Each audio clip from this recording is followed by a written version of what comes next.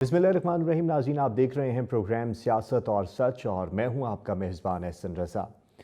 नाज़रीन, हुकूमती दावे हैं कि पाकिस्तान की मईशत जो है बड़ी तेज़ी के साथ बेहतरी की जानिब गामज़न है और हम दुरुस्त समत की जानिब चल पड़े हैं।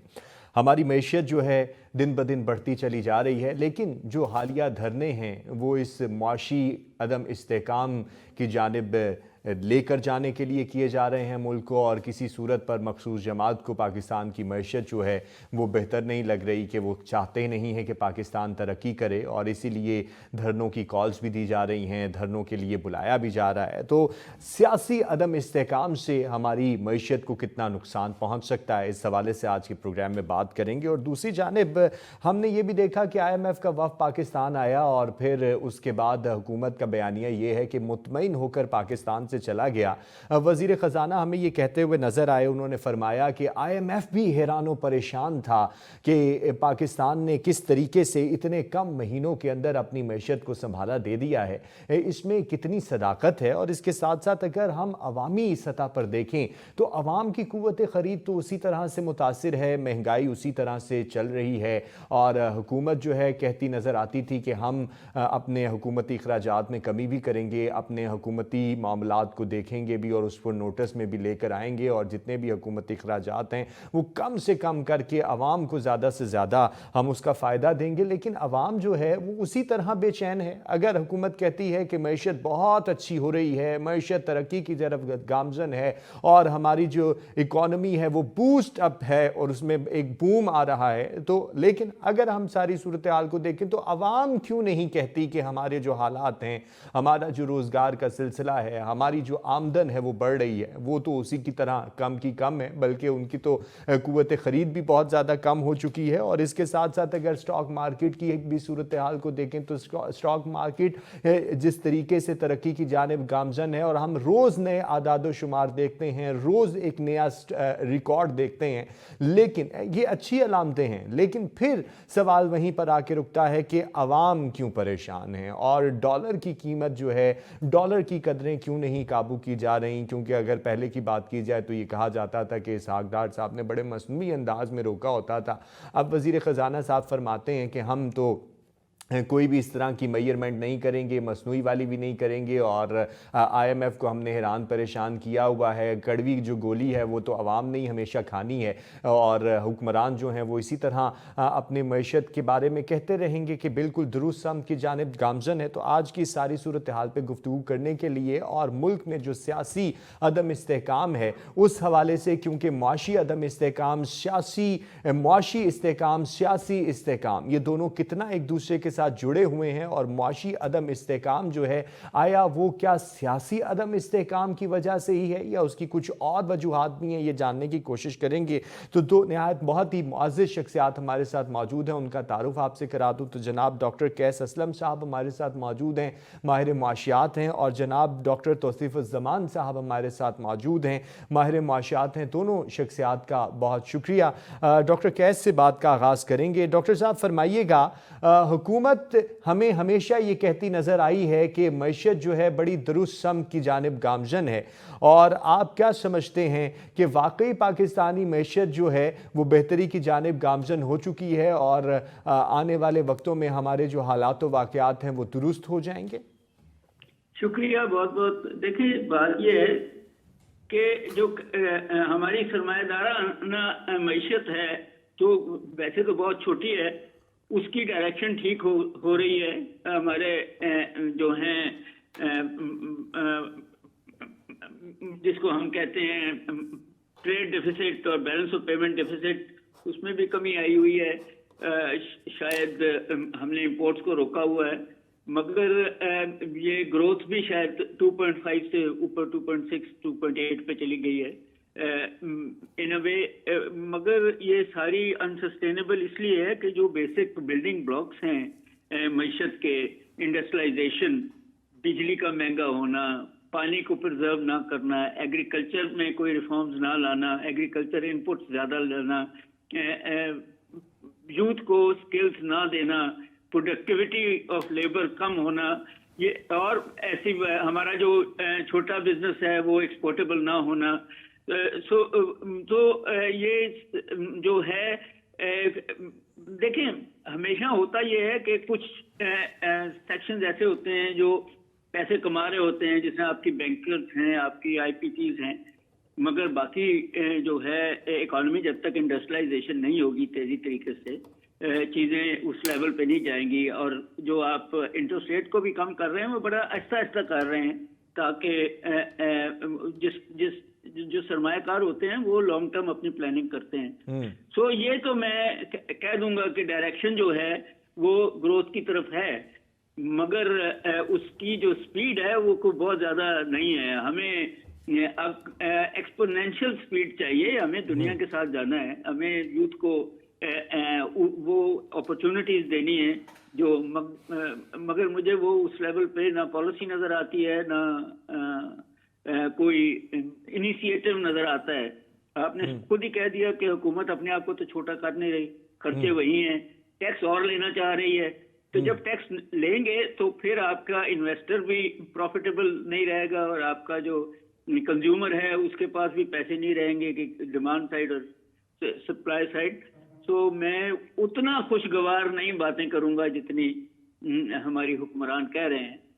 इन दी कॉन्टेक्स्ट ये ठीक हो सकती है बिल्कुल, but at the same point बहुत स्लो है। अच्छा डॉक्टर साहब, मैं आपकी जानिब आता हूं और आपसे ये जानने की कोशिश करता हूं कि ये स्लो क्यों है। हमारे साथ डॉक्टर तौसीफ ज़मान साहब भी मौजूद हैं। डॉक्टर साहब, आप फरमाइएगा कि क्या वाकई हुकूमती दावे जो हैं वो दुरुस्त हैं? क्योंकि अगर हम देखें IMF का वफ़द भी पाकिस्तान आया और फिर उसके बाद हमने बड़ा ये डंके भी बजाए कि बड़ा मुतमईन होकर चला गया है, और वज़ीर ख़जाना भी हमें ये कहते हुए नज़र आए कि बहुत हैरान व परेशान हो गया था IMF भी, और सूरत हाल ये है कि उनकी परेशानी उस वक्त में इजाफा हुआ जब उन्होंने देखा कि पाकिस्तान ने इंतहाई कम अरसे में अपनी मैशत को संभाला दे दिया। तो क्या ये वाकई परेशानी दुरुस्त है या हुकूमत को ऐसा लगा कि IMF भी परेशान हो गया है? और ये फरमाइए कि क्या वाकई ये दावे दुरुस्त हैं? यकीनन हमारे पास मैशत के जादूगर तो मौजूद हैं,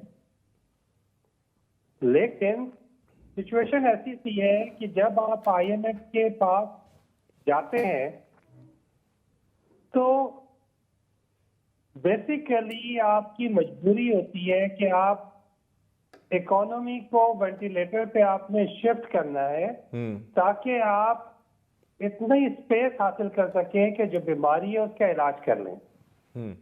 ये वो कोर पर्पस है जिस पे आप IMF के पास जाते हैं कि हमें कोई और लोन देने को तैयार नहीं है, हमने जो कर्जा लिया है उसका जो सूद पे करना है, उस सूद की अदायगी के लिए हमारे पास पैसे नहीं है, लिहाजा हमें इतनी स्पेस दे दें कि हम सूद की अदायगी के लिए सूद पर कर्जा हासिल कर सकें। इस दौरान हम अपने माशी इशारियों को ठीक करेंगे और वेंटिलेटर से रिवाइव करके वापस आ जाएंगे। ये वो बुनियादी वजह है जिसपे आप IMF का प्रोग्राम लेते हैं। भारत ने, हिंदुस्तान ने 90s में मनमोहन ने एक प्रोग्राम दिया था और जो इकोनॉमी को मर्ज थे उनका इलाज किया और दोबारा मुड़ के उन्होंने अस्पताल का रुख नहीं किया। हम 24वीं दफा IMF के पास जा चुके हैं। जब आप एक मरीज 24 दफा वेंटिलेटर पर शिफ्ट हो चुका हो तो उसकी ओवरऑल जो सेहत है वो खासी नाजुक हो चुकी होती है। हम दुनिया की 24 बड़ी इकोनॉमीज में यकीनन शामिल हैं। साथ ही साथ जो हमारी पॉपुलेशन है तो वो एक जो नया डाटा आया है उसके मुताबिक 32 अरब से ज्यादा 32 करोड़ से ज्यादा हमारी पॉपुलेशन हो चुकी हुई है। अब इस नंबर के साथ जो कि एक यूथ है, हमारे बेशुमार यूथ है, हमारे दो तरह की इकोनॉमीज है जिसमें हम रह रहे हैं। एक वो जो कि डॉक्यूमेंटेड है, जो IMF से नेगोशिएट होती है, जिसपे हम फॉरेक्स डिसाइड करते हैं, जिसपे हम स्टॉक एक्सचेंज डिसाइड करते हैं, जिसपे हम मुल्क की कर्जों की ओवरऑल इकोनॉमी की बात करते हैं। दूसरी वो इकोनॉमी जो कि इससे कहीं दूर उन नौजवानों की है जो कि आईटी सेक्टर में काम कर रहे हैं, जो कि दूर कहीं एग्रीकल्चर में काम कर रहे हैं, जो अनडॉक्यूमेंटेड इकोनॉमी है। मेरा मानना यह है कि पाकिस्तान की जो इकोनॉमी है वो 50% से ज्यादा अनडॉक्यूमेंटेड इकोनॉमी है, जिसकी वजह से हम सरवाइव भी करते हैं, हम थ्राइव भी करते हैं। और आपने देखा कि जहां ही हमें परफॉर्मेंस का मौका मिलता है तो हम परफॉर्म करके दिखाते हैं, क्योंकि हमारे नंबर्स पूरे हैं। हमारा मिनरल रिसोर्सेज, हमारा नेचुरल रिसोर्स, हमारा सारे मौसम, जो हमारे इकोनॉमी के बेसिक फंडामेंटल्स हैं। नहीं डॉक्टर साहब आप ये डॉक्टर साहब 2021-22 में हमने डॉक्टर साहब ये फरमाइएगा, डॉक्टर साहब ये फरमाइएगा, जब आप कह रहे हैं कि हमारे नंबर्स इकोनॉमी को लेकर मुकम्मल तौर पर पूरे हैं और जितने भी ज़राए हैं और जितने भी सोर्सेज हैं वो सारी की सारी पूरी हैं, तो फिर वजह क्या है? कि आपने खुद ही कह दिया कि हम जो हैं इतने बीमार हैं कि बार बार जाते हैं अस्पताल लेकिन इलाज नहीं कर पाते और हमारे पास चीज़ें भी पूरी हैं। जी, 2021-22 में हमने 6% को अचीव कर लिया था फिगर को, और दोबारा हमारी इकोनॉमी टेक ऑफ कर गई थी। तो कोई एक गैर महसूस हाथ उसने आया और हमारी चलती हुई इकोनॉमी को रोक दिया, जहां पे हमने देखा कि वो सारे सेहत से लेके तालीम से लेके सारे शोबों में हमने एनवायरनमेंट के हवाले से देखा कि ग्रोथ हो रही थी। अच्छा, अब हुकूमत ने अपना जो भी तजर्बे करने हैं वो किए, लेकिन अवाम इन धरनों से अलहदा, इन हुकूमती इक़दाम से अलहदा अपने कामों में मसरूफ है। ऐसे में फिर हमने देखा कि एक और तजर्बा आया SIFC का। SIFC के तहत हमने एग्रीकल्चर, एक नए एग्रीकल्चर की बुनियाद रखी। तो आज हम देख रहे हैं कि हजारों साल से बेआबाद जगह वो आबाद हो रही हैं। जो बावलपुर के सहरा में, वहां पे एक नए एग्रीकल्चर का रेवोल्यूशन आ रहा है।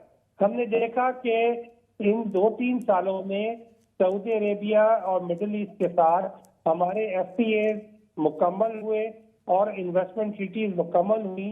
तो अब हमने देखा कि सऊदी इन्वेस्टमेंट और मिडिल ईस्ट इन्वेस्टमेंट पाकिस्तान आना शुरू हो गई है।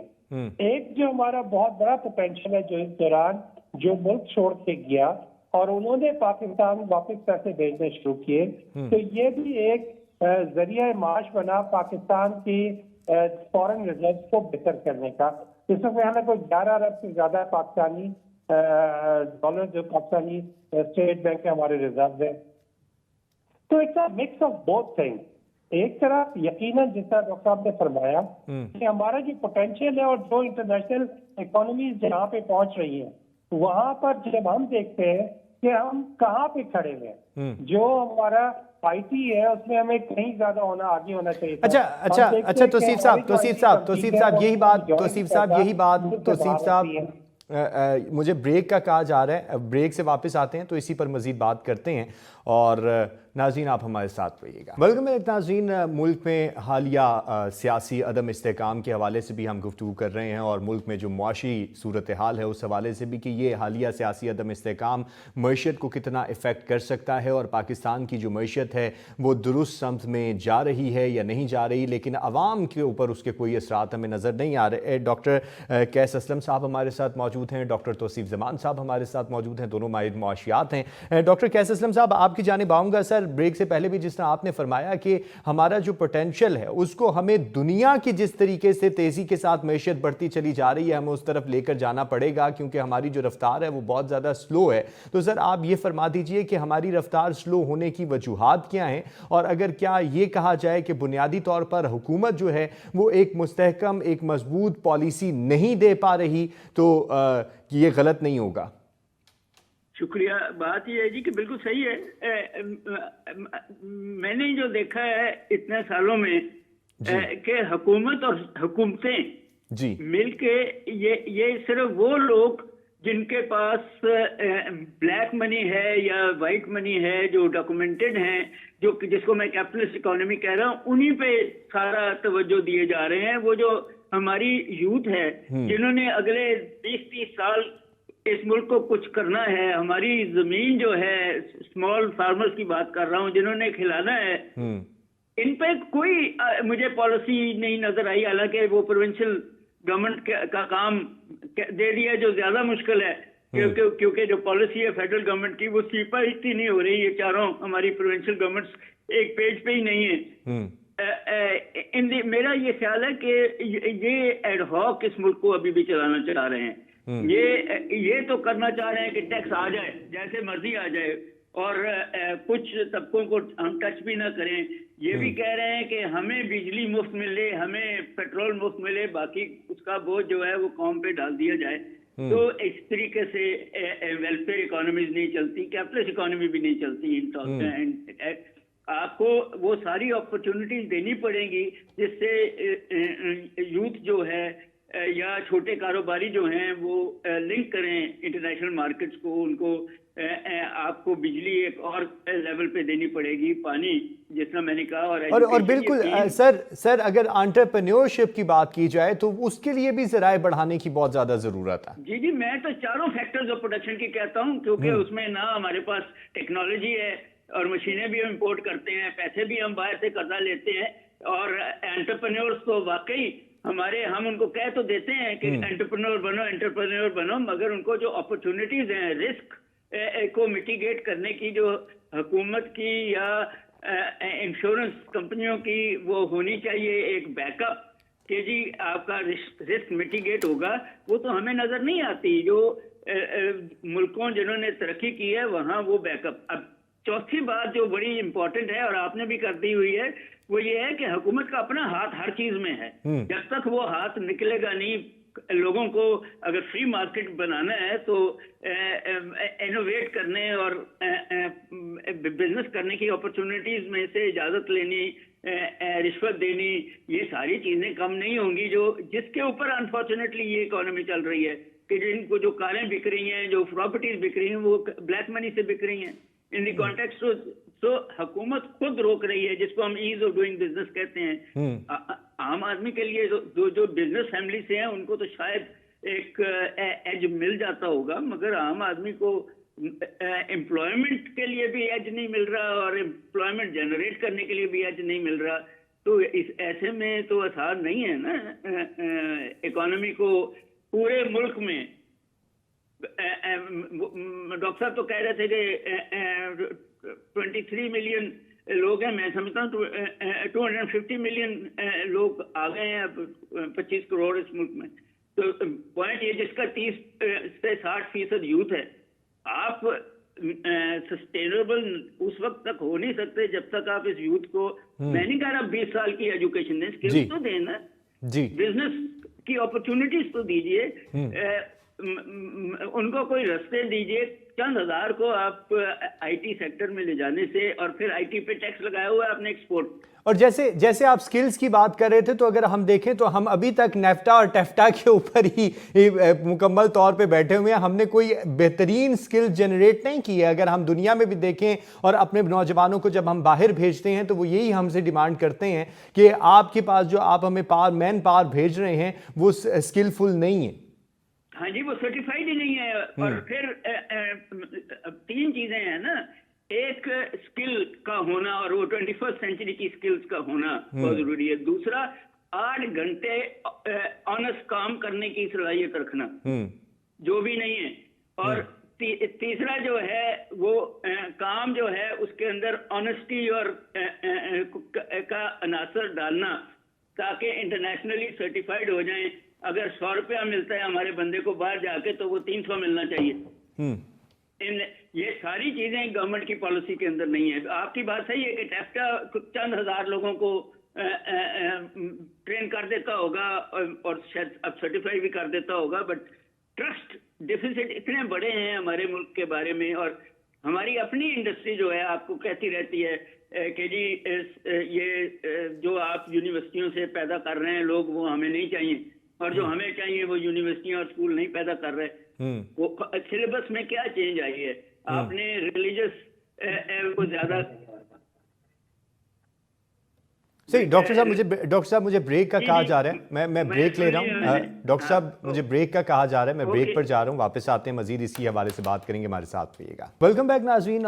मईशत के हवाले से गुफ्तगू का सिलसिला जारी था और हुकूमती इक़दामात के हवाले से और हालिया सियासी अदम इस्तेकाम के हवाले से भी मैं सवाल रखना चाहूँगा अपने मेहमानों के सामने। लेकिन इससे पहले डॉक्टर तौसीफ साहब, आपसे मैं ये जानना चाहूँगा, जिस तरह आपने कहा कि हमारे पास सोर्सेज सारी की सारी मौजूद हैं, अगर हम देखें हुकूमत के भी दावे यही हैं कि सोर्सेज सारे मौजूद हैं, मैशियत जो है बड़ी ज़बरदस्त जा रही है। अगर वो स्टॉक मार्केट की बात भी करते हैं तो स्टॉक मार्केट में भी हम रोज़ देखते हैं कि नए रिकॉर्ड हमें सामने नज़र आते हैं, लेकिन हमें ये सूरत हाल नज़र नहीं आती कि डॉलर की कीमत कम हो रही हो, इसके साथ साथ आम आदमी की जो ज़िंदगी है वो बेहतरी की जानिब जा रही हो, लोगों को रोज़गार मिल रहा हो। और इसके साथ अगर हम देखें कि आम आदमी तक हमें उसके असरात जो हैं दूर दूर तक पड़ते हुए नज़र नहीं आते। इसकी वजह क्या है? अगर हम इसको यूं देखें कि ये कॉज एंड इफेक्ट की जो थीरी है कि अभी जो है सूरत हाल हो रही है, कॉजेज़ बनाए जा रहे हैं, लेकिन इफेक्ट जो हैं वो आगे कहीं चलकर आवाम के ऊपर असरअंदाज होंगे। जो बेसिक इसकी बुनियाद है वो अशराफिया का पाकिस्तान और है और अवाम का पाकिस्तान और है। जितनी हमारी पॉलिसीज हैं वो डायरेक्ट करती हैं, जितने हमारे मुआहदे हैं वो सारे के सारे बंद कमरों में तय पाते हैं। जो यानी वो अशराफिया को सर्व करते हैं, जो अशराफिया को सर्व करते हैं। और उसके अलावा जो हमारे बैनुल-अक़वामी मुआहदे भी हैं। मैं आपको बहुत बड़ी बात कह रहा हूँ कि जो चाहे वो सीपैक का मुआहदा हो, आज तक किसी को नहीं पता कि वो मुआहदा है क्या। जो पाकिस्तान में जो हमें कहा जाता है कि 50 से 60 अरब डॉलर आए, वो नजर नहीं आते। 50 से 60 अरब डॉलर जो हम मुआहदे जब करने जाते हैं तो हम देखते हैं कि जिस तरह सेंडक का मुआहदा है, सेंडक दुनिया की दूसरी बड़ी सोने की कान है और वहां पर उसको हमने कॉपर का मुआहदा किया हुआ है और सिर्फ कॉपर ही टेस्ट होता है। जो वहां से गोल्ड जा रहा है वो अनअकाउंटेड फॉर जा रहा है। ये हमारे इन्वेस्टर्स का इंटरेस्ट प्रोटेक्ट करना यकीनन हमारी जिम्मेदारी है, लेकिन जो पाकिस्तान का इंटरेस्ट प्रोटेक्ट करना है वो हमारी सबसे बड़ी जिम्मेदारी है कि हम वो मुआहदे करें जिसमें पाकिस्तान का इंटरेस्ट सेफ गार्ड हो। वो मुझे दूर दूर तक कहीं नजर नहीं आ रहा। जब हम गवर्नमेंट की पॉलिसीज बनाते हैं लोन लेने के लिए, तो वो हमने पेपरा रूल्स के मावरा रखी हुई है। आज भी किसी मेंबर पार्लियामेंट से भी आप पूछ लें कि हम लोन क्यों लेते हैं और कितना लेते हैं और किन टर्म से लेते हैं, इसके बारे में शायद आपको कोई ना कुछ बता सके। जो बेशुमार ऐसी जगह हैं जहां से हमें कंपेटिटिव लोन मिल सकता है। सबसे पहले हमें पाकिस्तानी कम्युनिटी है, दूसरा ये कि हमें लोन चाहिए क्यों, इसके बारे में आप किसी मेंबर पार्लियामेंट से पूछ लें, वो ये तो बताएगा कि कर्जे बढ़ गए। वो कर्जे क्यों बढ़े भाई? मैं अगर आप आज जाके बलूचिस्तान में किसी से पूछे ब्यूरोक्रेट से कि हर सीजन की एक एक्सरसाइज है उनकी कि जी आप हमें बताएं क्या क्या चाहिए। अच्छा नए एयर कंडीशन लगा लेते हैं, अच्छा नई इमारत बना लेते हैं, अच्छा नया फर्नीचर ले लेते हैं, गाड़ियां ले लेते हैं। यानी हुकूमती खर्चात जो है वही कंट्रोल में हो नहीं पा रहे, तो अवाम तक किस तरीके से असरात पहुंचेंगे? जो अवाम ने अपना पाकिस्तान अलहदा बनाया है और आहिस्ता आहिस्ता वो इररेलेवेंट होता जा रहा है उस पाकिस्तान से जो कि अशराफिया का पाकिस्तान है। जो आईटी में बच्चे इस वक्त काम कर रहे हैं, आप मुख्तलिफ मुल्कों मुख्तलिफ शहरों में जाके देखें, चुप करके कोने में बैठ के दुनिया मावरा से जो हमारी पॉलिटिक्स से बहुत दूर, वो सिर्फ एक रिक्वेस्ट करते हैं, बराए मेहरबानी हमारा इंटरनेट बंद ना करें, बराए मेहरबानी हमें जो वीपीएन उससे ना लगा सकते। जो मेरे काफी सारे बच्चे यहाँ से मुल्क छोड़ के सिर्फ इस वजह से गए हैं कि पाकिस्तान पे साइबर अटैक्स बहुत आ रहे हैं, यहाँ पे काम करने की जो डॉक्टर साहब मेरे पास वक्त बहुत कम रह गया है। मैं डॉक्टर कैस साहब से भी एक पॉइंट लेना चाहूँगा और आपसे भी बड़ा मुख्तसर सा पॉइंट लेना चाहूँगा जो कि आपने खुद भी दे दिया है कि जिस तरह वीपीएन बंद हो रहा है और फिर उसके साथ साथ इंटरनेट बंद हो रहा है, और इंटरनेट बंद होने की वजह जो हैं हमारे हुक्मरानों की जानिब से, हुकूमत की जानिब से वो सियासी मामलात बताए जाते हैं। डॉक्टर साहब की जानिब आता हूँ, डॉक्टर कैस साहब की, और फिर आपके सामने यही सवाल रखूँगा। डॉक्टर कैस साहब ये फरमा दीजिएगा कि जो हालिया सियासी सूरत हाल है, आप सिर्फ ये फरमाइए कि मुआशी इस्तेकाम सियासी इस्तेकाम के साथ किस हद तक जुड़ा हुआ? सर मैं पहले तो ये समझता हूं कि मईशत सही होगी तो सियासत भी सही होगी, मगर दूसरी तरफ भी सही है कि इतनी डरी हुई हुकूमत कि वो खुद ही एयरपोर्ट भी बंद कर दे, रेलवे भी बंद कर दे, ट्रांसपोर्ट भी बंद कर दे, 2-3 शहर बंद कर दे, तो फिर आप देखें कि जो नुकसान अपोजिशन ने अपने धरनों से करना था उससे ज्यादा तो गवर्नमेंट ने खुद ही कर लिया है। मैं अभी कैलकुलेट कर रहा था, $30 बिलियन को जब आप डिवाइड करते हैं 365 डेज से, तो ये 82 मिलियन पर डे का नुकसान है जब आप इकोनॉमी को बंद करते हैं। इन दी कॉन्टेक्स्ट खौफ का वो सारा कर लेते हैं, तो आप क्यों नहीं पॉलिटिक्स को जो आपका कॉन्स्टिट्यूशन है उसके तहत चलाएं, तो शायद आपकी इकोनॉमी भी चल जाए। आप क्यों नहीं अपना जो इकोनॉमी है उसको according to the free market के असूलों के तहत लोगों के वेलफेयर में एग्री करता हूँ कि 2 इकोनॉमीज हैं, 25% जो है वो अशराफिया की है और बाकी 75% जो वो मार खा रही है और हर हुकूमत में मार खा रही है। तो आई एग्री कि ये हुकूमत ने अपने पाँव पे खुद कुहाड़ी मारी है, एक पूरे पंजाब को और KPK को और इलाकों को बंद करके। आपका इस्लामाबाद को बंद करते थे, मुझे कोई समझ आती थी कि कैपिटल है and such fourth, but Punjab भी लेकिन अगर आप देखें, आपने तो छोटे कारोबारी तबके की बात की, अब तो छोटी छोटी दुकानें भी बंद हो गई हैं इस सारी सूरत हाल में। यही डॉक्टर तौसीफ साहब, आपका भी इसी पे पॉइंट लेना चाहूँगा, क्योंकि जिस तरह आपने फरमा दिया कि इंटरनेट हमारा बंद है और VPN के ऊपर हम कहते हैं, और अब तो VPN भी हमारा गैर शरई हो चुका है, तो लिहाजा ये फरमा दीजिए कि सारी क्या सियासतदानों को और सियासी जमातों को और हुकूमत को सबको मिल बैठ कर ये सोचना और उनके ऊपर फ़र्ज नहीं बनता कि इकॉनमी को बूस्ट अप करने के लिए वो सब इकट्ठे तो कम से कम हो जाएं? प्रोबेबली ये वाले मामले जो है वो पाकिस्तान से कहीं दूर बैठ के डिसाइड होते हैं। हम लोग ये समझते हैं कि हम आपस में सेटल कर रहे हैं। काश वो दिन आ जाए कि जिस दिन हमारी ये ताकत हो कि हम आपस में बैठ सके और हमारे बैठने से वो मसले हल हो सके। तो इसमें आपने देखना ये है कि अब अमेरिका में नए इलेक्शन हो चुके हैं।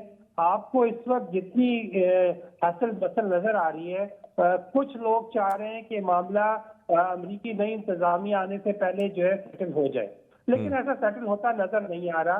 और जब ये नई हुकूमत, नई इंतजामिया वहां पे आएगी जिसने दुनिया को हैरान किया है कि डीप स्टेट के अगेंस्ट जाके उन्होंने इलेक्शन जीता, तो उसका इम्पैक्ट यकीनन आने वाले दिनों में पाकिस्तान पे नजर आएगा। सही, बहुत शुक्रिया डॉक्टर तौसीफ साहब, आप हमारे साथ हैं, और डॉक्टर कैस असलम साहब, आप भी हमारे साथ रहे। प्रोग्राम का वक्त खत्म हो चुका है। नाज़रीन, मुझे दीजिए इजाज़त। अल्लाह हाफ़िज़।